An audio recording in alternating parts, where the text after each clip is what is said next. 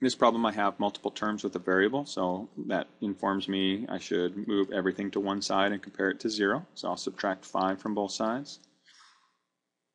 And when I do this, I can notice here that I'm dealing with a quadratic type, x to the 1/3 and x to the double that, 2/3.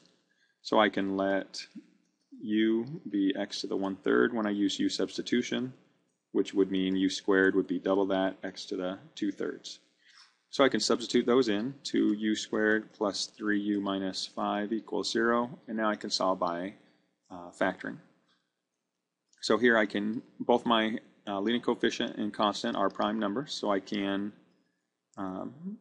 reverse FOIL. I know my first terms have to have a product of 2u squared, so 2u and u are it. My last two terms have to have a product of -5, so it's either +1 and -5, -1 plus 5, -5 plus 1, plus 5 minus 1. So there's 4 possibilities to look at. I need my outer plus inner products to add up to a positive 3u. So I want my larger number to be a positive.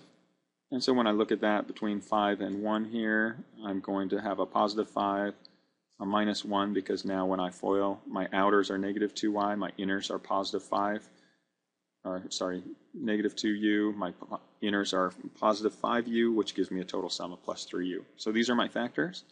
That means my u value is going to be equal to the opposite of my constant, -5, over my leading coefficient 2, or in this other factor, u is going to equal 1.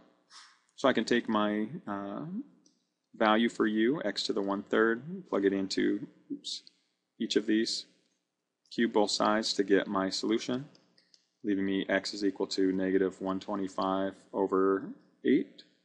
And here x to the 1/3 is equal to 1.